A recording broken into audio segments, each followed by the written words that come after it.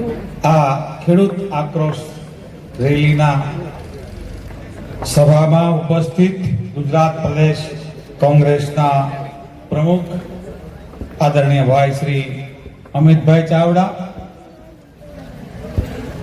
મહામંડલેશ્વર બાપુ, માજી સાંસદ અમારા આહિર સમાજનું ઘરેણું વિક્રમભાઈ માળન, ઉનાના પૂર્વ ધારાસભ્ય શ્રી અને ગીર સોમનાથના જિલ્લા પ્રમુખ ભાઈ શ્રી પુંજાભાઈ વંશ, જુનાગઢ જિલ્લાના પ્રમુખ ભાઈ શ્રી ભરતભાઈ અમીપરા,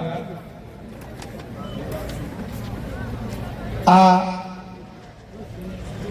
રેલીના કન્વીનર અને જે ખૂબ સખત મહેનત કરે એવા લાલજીભાઈ દેસાઈ, પાલભાઈ, લલિતભાઈ કગથરા, લલિતભાઈ વસોયા, ઋત્વિકભાઈ મકવાણા, બેન શ્રી ચંદ્રિકાબેન, માંગરોળના માજી ધારાસભ્ય ભાઈ શ્રી બાબુભાઈ, કેશોદના માજી ધારાસભ્ય એવા હમીરભાઈ, જુનાગઢના માજી ધારાસભ્ય શ્રી ભીખાભાઈ, અમારા જિલ્લાના પૂર્વ પ્રમુખ ભાઈ શ્રી મનસુખભાઈ, ભાઈ શ્રી લક્ષ્મણભાઈ બરડવા, વાલભાઈ, હિરેનભાઈ, ભાઈ શ્રી મનોજભાઈ, અક્ષયભાઈ, ખોખરી માતાજીથી મંદિરથી પધારેલા માતાજી, અમારા બગસરાથી પધારેલા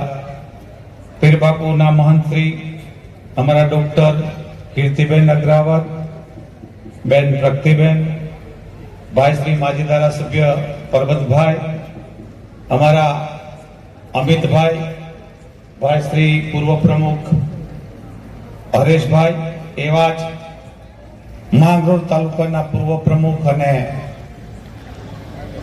જેમની પાસે ખૂબ આજે પણ કામ કરે અને માંગરોળ તાલુકો અકબંધ રાખવામાં મહત્વનો ભાગ ભજવનાર કાનભાઈ રામ, અમારા વડીલ મુરબ્બી 4-5 કલાકથી બેઠા હતા એવા ખડિયા દરબાર, અમારા બિપિનભાઈ સુબા, અમારા આહિર સમાજના પ્રમુખ ભાઈ શ્રી સગનભાઈ, અમારા શહેર પ્રમુખ ભાઈ શ્રી અશોકભાઈ, અમારા તાલુકાના પ્રમુખ ભાઈ શ્રી ડીકે પીઠિયા, અમારા તાલુકા પંચાયત વિપક્ષ નેતા ભાઈ શ્રી મનીષભાઈ, અમારા અર્જુનભાઈ ડાગર, જે આ વિસ્તારમાં તાલુકા પંચાયતમાં ઉપપ્રમુખ અને 6 વખત તાલુકા પંચાયતના સદસ્ય તરીકે ચૂંટાઈ આવતા ક્ષત્રિય સમાજનું ગૌરવ એવા નાથુ બાપુ, અમારા પૂર્વ નેતા મહેરી બાપાના દીકરા ભાઈ શ્રી અમીરભાઈ, ભાઈ મુડુભાઈ, માણાવદરથી પધારેલા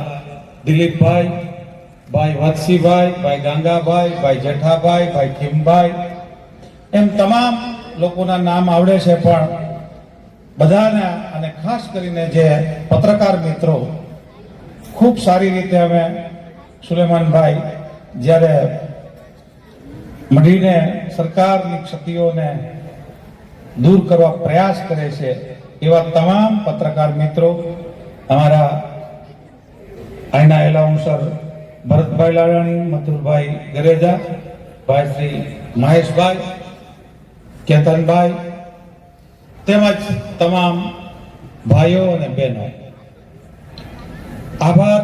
આ તો આમાંનો છે, પણ હમણાં જ વોશિંગ મશીનમાં નાખીને પવિત્ર કરવા માટે ભારતીય જનતા પાર્ટી અને આપ પાર્ટીએ એક પ્રયાસ કરીને મને જેલમાં મોકલ્યો, ત્યારે હું ચોક્કસ આખા ગુજરાતના આહિર સમાજમાં, સુરત હોય, ભાવનગર હોય, તળાજા હોય, મહુવા હોય, રાજુલા હોય, મોરબી હોય, અમરેલી હોય, પાટણ હોય, જે તો કચ્છ હોય, જામનગર હોય, દ્વારકા હોય, એમણે સ્વયંભૂ જે આવેદનો પત્ર આપ્યા એમનો પણ અહીંયા આભાર માનીશ. પણ મારા બે જે જિલ્લા છે સોમનાથ અને જુનાગઢ, ત્યાં તો 18 વર્ણે અને તમામ તાલુકા, ઉના હોય, ગીરગઢડા હોય, કોડીનાર હોય, સુત્રાપાડા હોય, તાલાળા હોય, વેરાવળ હોય, માળિયા હોય, માંગરોળ હોય, કેશોદ હોય, જોયું તો માણાવદર, વંથલી, જુનાગઢ કે ભેસાણ કે વિસાવદર, તમામ 18 વર્ણોએ જ્યારે આવેદન પત્ર આપ્યું અને એ સમયે કોઈ લાયસન્સ નહીં, કોઈ વાત નહીં, જે સ્વયંભૂ રીતે જે પ્રેમ આપ્યો મને, જે લાગણી આપી અને મને એ સંદેશો આપ્યો કે હું કોંગ્રેસમાં મજબૂત રહું, એમના માટેની જે તમારી લાગણીઓ અને મારી પર પ્રેમ છે, એટલે વિશેષ આભાર માનું છું. કારણ કે આપ સૌ જાણો જ છો કે મારા ફાધર પણ ગાંધીવાદી કોંગ્રેસી હતા, મને વારસામાં આપી ગયા. મેં વારસામાં અભયને આપી દીધી જે કોંગ્રેસ. હું એક કહું છું કે એ પણ કોંગ્રેસનું કામ કરે છે. એ વાતની 18 વર્ણને દરેક વ્યક્તિને ખબર છે. ત્યારે જ્યારે કોઈ અન્યાય થાય કોઈ પાર્ટીઓ તરફથી ચોક્કસ ફેસ, જેને મેચ ફિક્સ કહેવાય, મેચ ફિક્સ રીતે જ્યારે નુકસાન કરવાનો પ્રયાસ કર્યો અને એમાં તમારું જે લાગણીઓ હતી, તમારો જે હૂફ હતો, પ્રેમ હતો, એમના લીધે સહજ રીતે રાત્રે જ્યારે સુવાનો ટાઈમ મળે 11 વાગ્યાથી 11:15 નિંદ્રા આવી જાય, એ આપના કારણે થયું છે. એટલે આપણા બધાનો આભાર માનું છું. ક્યારેય ફરક ન પડ્યો. અને હું તો હંમેશા માટે પૂજાભાઈ ને બધા ખબર અંતર પૂછવા આવ્યા હતા, ચંદ્રિકાબેન, વિમલભાઈ બધા આવ્યા હતા. એમને હું હસતે હસતે કહેતો હતો કે અમને તો ગૌરવ છે કે આ હીરોના ઈષ્ટદેવ કૃષ્ણ છે ને, એ પણ જેલમાં જન્મ્યા હતા. અને એ જેલમાં હુકામાં હતા ખબર છે? એ વખતની રાજની, એ વખતની સરકાર કચ્છની એમની યાતનાઓ ને પીડા એમના માતા પિતાને આપવા આવી ને, એ આપવામાં આવેલી યાતનાઓમાંથી કૃષ્ણનો જન્મ થયો. એમને હું વારસદાર છે. મને શું ફરક પડે? શું ફરક પડે? કારણ તો કે અમારો ઈષ્ટદેવ પર ત્યાં જન્મ હતો અને જન્મ એનું કારણ પણ માત્ર સરકારની યાતનાઓ અને પીડાઓથી એમને ત્યાં એમના માતા પિતાને ત્યારે રહેવું પડ્યું. અને એમણે આજે પણ કોર્ટમાં જવું હોય ને અને ત્યાં સોગંદ ખાવા હોય ને, તો કૃષ્ણએ બોલેલી ગીતાના સોગંદ ખાય. એમના આપણે બધા સમાજ, કારણ કે તો ભગવાન થઈ ગયા, બધાના છે. અને બધા જે આપણે એના વારસદાર છે. ત્યારે અન્યાય સામે ઝૂકવાને બદલે લડવું પડે. એક વખત નહીં, 17 વખત જેલમાં જઈએ તો પણ લોકોનું કામ કરશું, ગરીબ લોકોની સાથે રહેશું, ખેડૂતોની સાથે રહેશું અને કોંગ્રેસમાંથી જ કામ કરશું. એમની પણ તમને ખાતરી આપવા આવ્યો છું. મિત્રો, સાથે ખૂબ સમય થયો અને જ્યારે વધારે સમય થયો ત્યારે લાંબી વાતો નહીં કરી, પણ 1-2 વાત કરું, જેને સોના જેવી વાત કહેવાય. વાત ક્યાંક કરતા હોય ને સોના જેવી વાત છે. અને આપણે સોનાની જ વાત કરીએ કે અહીંયા બુઝુર્ગ બેઠા, મોળુભાઈ જેવા, બધા બાપા જેવા, એને પૂછીએ કે કોંગ્રેસની સરકાર હતી ક્યાં સુધી 1 તોલું સોનું અને 1 ખાંડી માંડવી આ બરાબર રહેતું હતું? તમે 5 ખાંડી માંડવી વેચો તો 5 તોલા સોનું આવી જાય, ને 1 ખાંડી વેચો તો 1 તોલું સોનું આવતું હતું. આ સરકારે તો એવી જાહેરાત કરી હતી કે અમે બમણા પૈસા કરી દેશું. તો બમણા પૈસા કરી દે તો 1 ખાંડી માંડવીમાં 2 તોલા સોનું આવવું જોઈએ ને. એને બદલે હવે શું થાય, 1 તોલું સોનું હોય તો 5 ખાંડી માંડવી હોય છે, કેવા હતી તો ધડામાં નથી રહેતું. એટલે એમણે 5 ગણો ભાવ ઘટાડ્યો છે વધારવાને બદલે. અને એક સામાન્ય રીતે માલધારી લોકો છે, એમને ખબર છે કે આપણું દૂધ ઘણા વર્ષો સુધી દૂધના ભાવ જે હોય એની આસપાસ જ પેટ્રોલ ડીઝલના ભાવ હતા. આજે દૂધ છે 40-50 રૂપિયાએ પડ્યું અને પેટ્રોલ ડીઝલ 100 રૂપિયા વટાવે છે. તો ક્યાં ડબલ ભાવ કરી દીધી, બાકીની મોંઘવારીની. ખેડૂતને પાય માલ કરી દીધો, ખેડૂત મૂંઝાઈ ગયો. અને એટલું જ નહીં, એમને માગણી કર્યા જેવા ના રહેવા દીધી. અને એવા વખતે ભગવાને લીધો અને કમોસમી વરસાદ આવ્યો. ત્યારે કોંગ્રેસ પાર્ટીનો આપણે આભાર માનીએ. અમિતભાઈ ચાવડા એમના કેપ્ટન છે ને એમની ટીમ છે આખી. અને આપણે બધા જ અહીંયા બેઠેલા ખૂબ સૈનિકોને બધા છે, આ બધા જ એકી અવાજે વાત કરશું કે અમારે શું જોઈએ છે. તો કે દેવું માફ, જે કોંગ્રેસે કરી બતાવ્યું હતું. યા તો અમને દેવું માફ કરો, ટેકાના ભાવ આપો દરેક જણસીના, એ જણસીના ભાવ જોઈએ અમારે. અને કમોસમી વરસાદમાં થયેલી તમામ વળતર અમને મળે. અહીંયા હમણાં બાપુએ સારી વાત કરી, રામભાઈ પાછળ બેઠા, કે જો હવે પછી પેકેજ જાહેર થાય તો પણ કોંગ્રેસની યાત્રાને આભારી છે એમ સમજવું. મને કોઈ એમ કીધું હમણાં કે માની લો કે તમારી ત્રણેય માગણી છે એ સંતોષાઈ જાય તો શું થાય? હું કહું ખૂબ સારી વાત કહેવાય, ત્રણેય માગણી આપણી સંતોષાઈ જાય,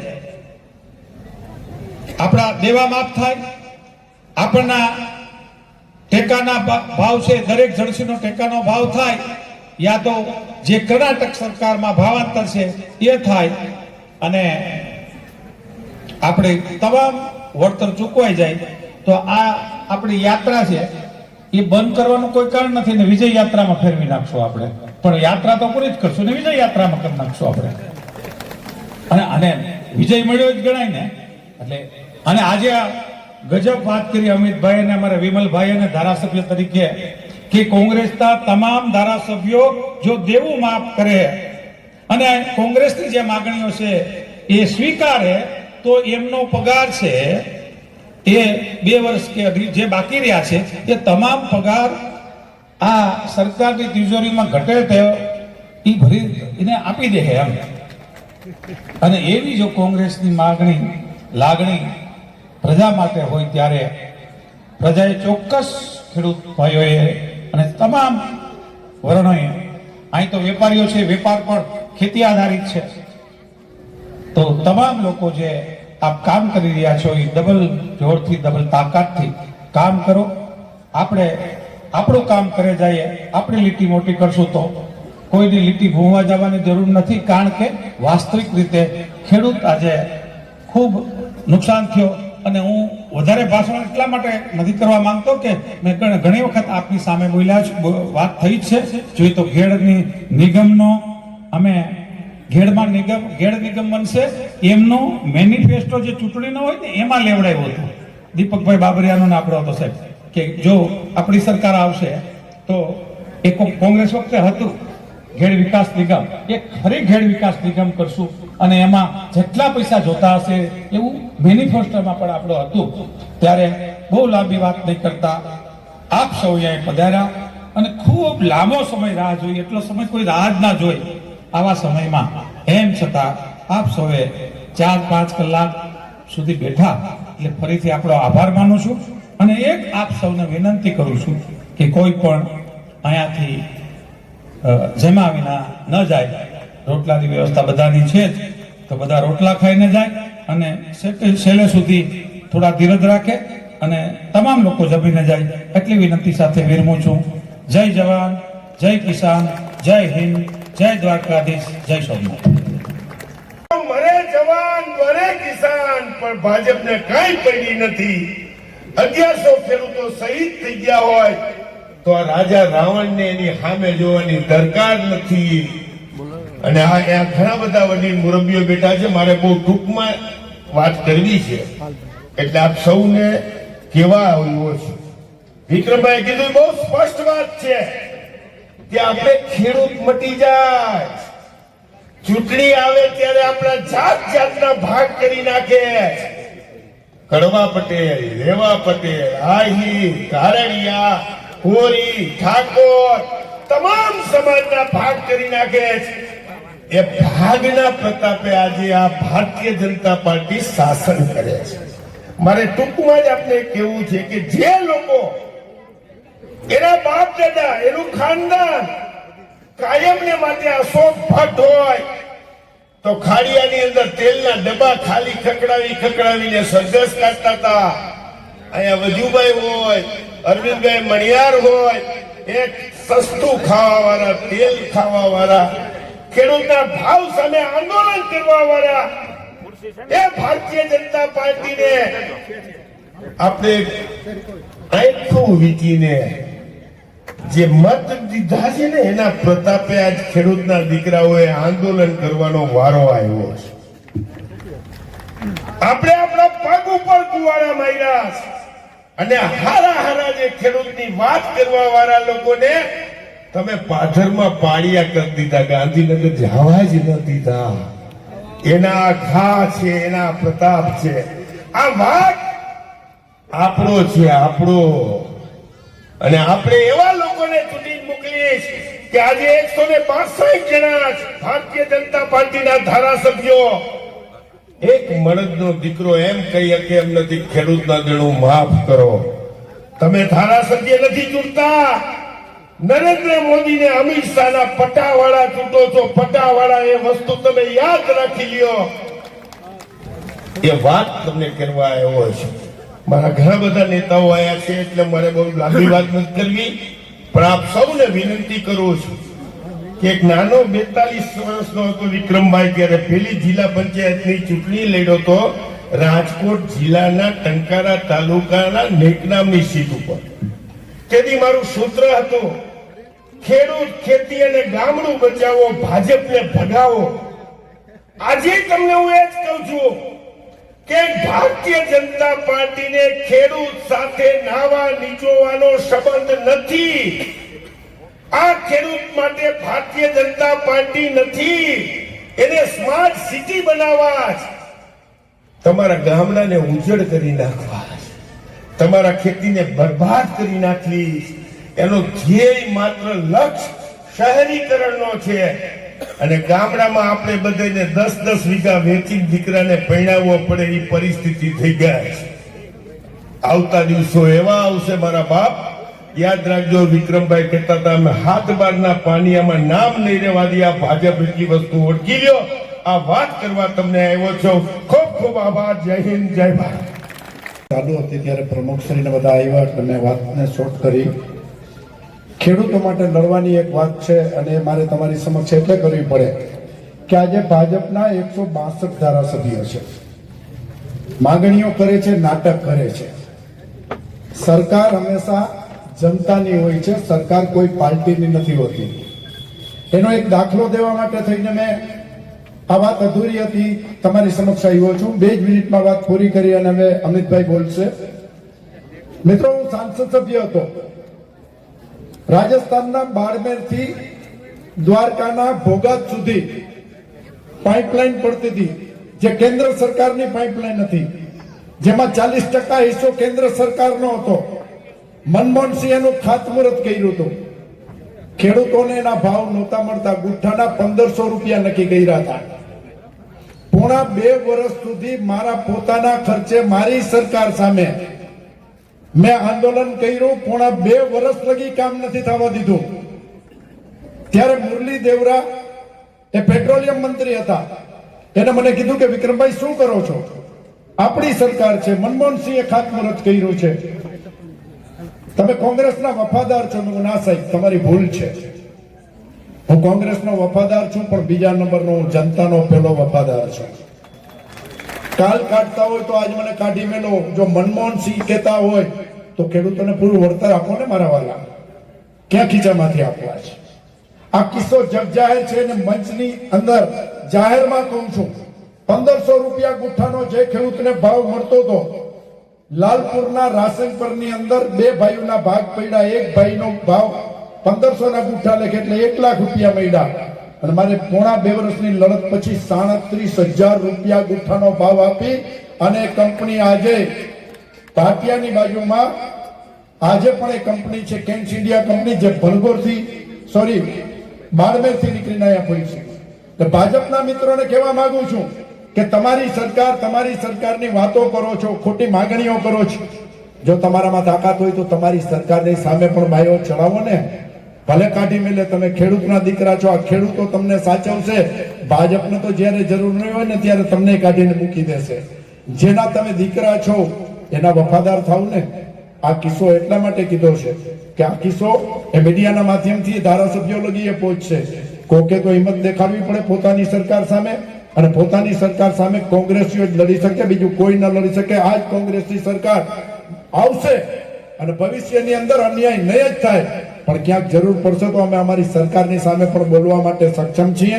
અહીંયા બેઠેલો એક માણસ પોતાની સરકાર સામે બોલવા માટે સક્ષમ છે. એટલી જ વાત કરવાની હતી. જય હિન્દ. આપણા સૌના લોકલાડીના નેતા, સંઘર્ષ સાથે લડનારા નેતા એવા ગુજરાત પ્રદેશ કોંગ્રેસના પ્રમુખ અમિતભાઈનું આપણે તાળીઓથી સન્માન કરીએ. આજે મધ્યસ્થના આગેવાનો ગણીએ તો સમસ્ત આગેવાનો અહીંયા ઉપસ્થિત છે, ત્યારે તમામને પ્રણામ કરી, સંતોને પ્રણામ કરી, માંગરોળ કેશોદના તમામ આગેવાનો અહીંયા હાજર છે, ત્યારે એને સૌને પણ પ્રણામ કરી બે જ વાત કરવી છે.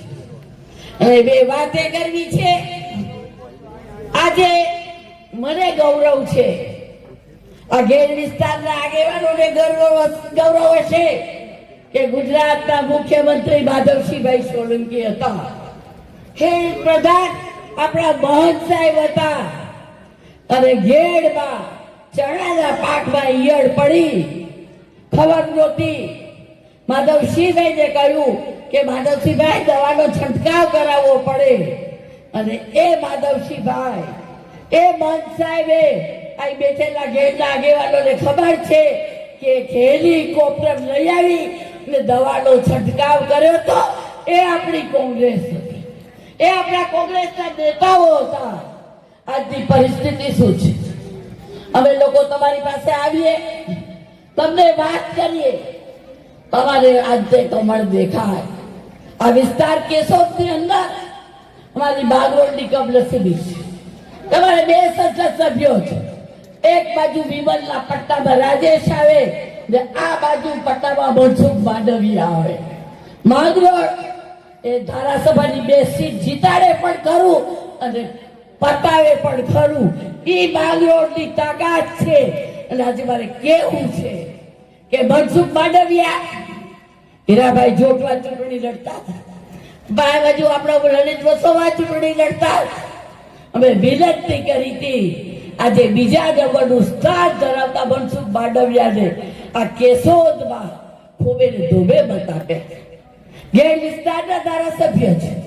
આ વિસ્તારના આગેવાનોને મારે કહેવું છે કે આપણે માંગરોળ કેશોદ માળિયા બાબાઈ બેઠા છે, આપણી પાસે કોઈ ઉદ્યોગ નથી.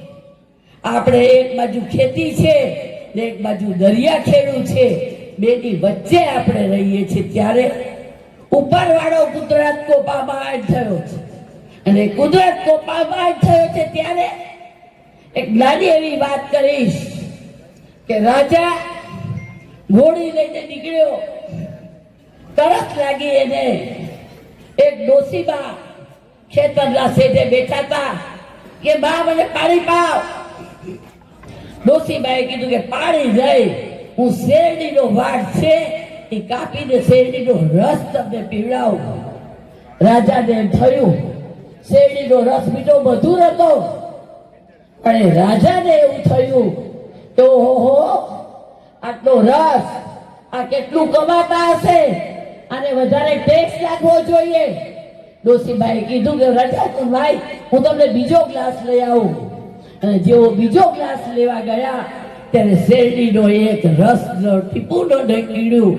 ત્યારે ડોસીબાએ કહ્યું કે ઉપરવાળો રાજા અને ઉપરવાળો ધણી કોપાબાર થયા છે. ત્યારે રાજાએ કહ્યું કે હું રાજા છું અને મને આ તારું જોઈને તને ટેક્સ નાખવાનું મન થયું.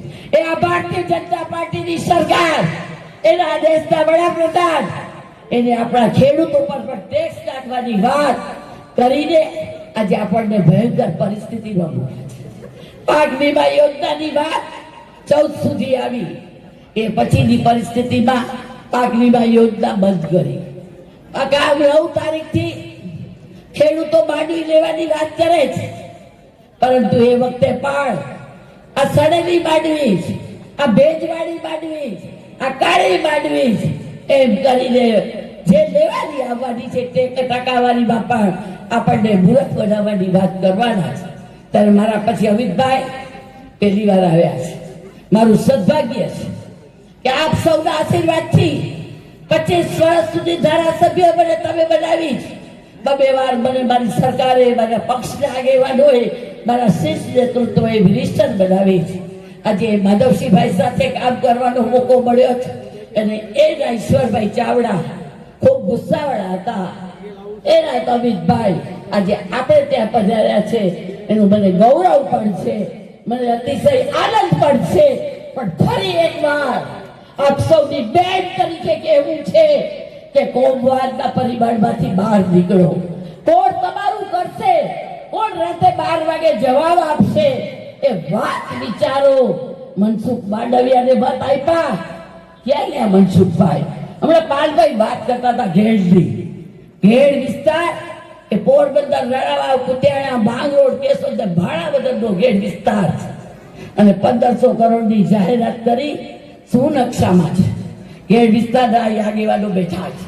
રસ્તાઓ અમીરભાઈ આવ્યા હતા કે હીરાભાઈની ચૂંટણી હતી ત્યારે મારા ઘેડ વિસ્તારમાં જોઈ આવો.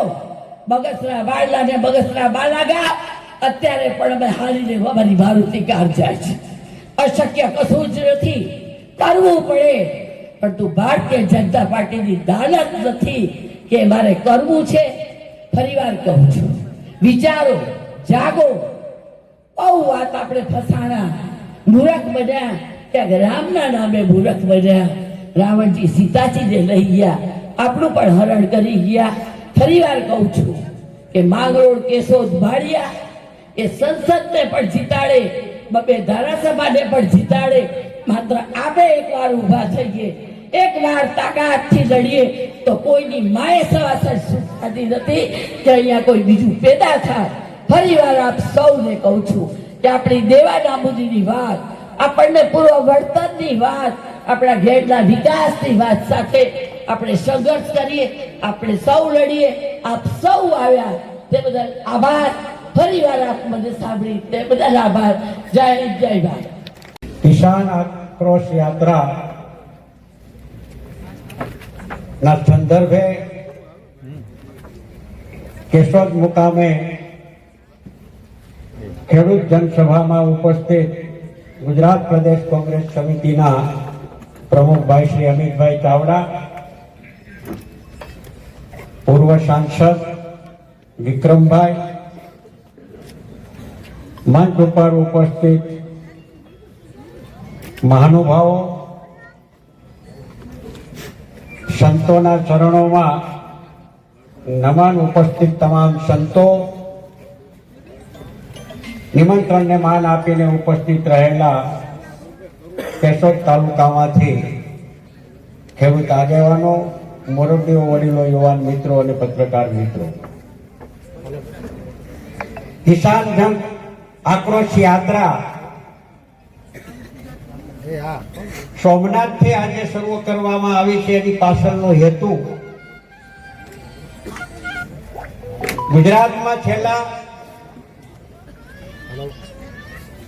10-15 દિવસથી જે કમોસમી વરસાદ જે પડ્યો છે ને, એ વરસાદને કારણે ગુજરાતના ખેડૂતોની જે હાલત થઈ છે, ઉપર આભ અને નીચે ધરતી અને વચ્ચે ખેડૂત પાપડો બન્યો, બિચારો બન્યો, લાચાર બન્યો. અને એના કારણે સરકારની પ્રાથમિક ફરજ બને છે કે મુશ્કેલીના સમયની અંદર ખેડૂતોને મદદરૂપ થવું. પણ છેલ્લા વર્ષોમાં ભાજપની સરકાર અને ભાજપ સરકારની નીતિઓને કારણે ખેડૂતોની જે હાલત થઈ છે, દિન પ્રતિદિન ખેડૂતોની મુશ્કેલીઓમાં અને એની સમસ્યાઓમાં વધારો થતો જાય છે. વાત ઘણી બધી કહી શકાય. વિક્રમભાઈ અહીંયા વિગતે તમામ પ્રકારની વાતો અહીંયા કરી છે. જુઠ્ઠું બોલવું, જોરથી બોલવું, વારંવાર બોલવું, આ સૂત્ર સાથે દેશનો પ્રધાન સેવક એકવાર તમે બનાવો અને પ્રધાન સેવક બનાવ્યા પછી દેશના લોકોની અને દેશના ખેડૂતોની હાલત કોંગ્રેસના શાસનમાં હતી એના કરતા પણ અમે વધુ સારી વ્યવસ્થાઓ ઊભી કરશું એવું વારંવાર જાહેરાતો અને ભાષણોમાં કીધું છે. ગુજરાતના મુખ્યમંત્રી હતા અને ગુજરાતના મુખ્યમંત્રી હતા ત્યારે અને 2014માં દેશના વડાપ્રધાન બનવા માટે ની કરેલી વાતો, ખેડૂત સભામાં કરેલી વાતો, ગુજરાતમાં કરેલી વાતો, કોંગ્રેસની જૂની વીમા યોજનાઓ જે હતી એ વીમા યોજનાની જગ્યાએ પ્રધાનમંત્રી વીમા ફસલ યોજના દાખલ કરી અને એ દાખલ કરી ત્યારે એક ખેડૂત સભાની અંદર એમણે પ્રવચન કર્યું હતું ને ભાષણ કર્યું હતું. એ હું તમને સૌને સંભળાવવા માંગુ છું.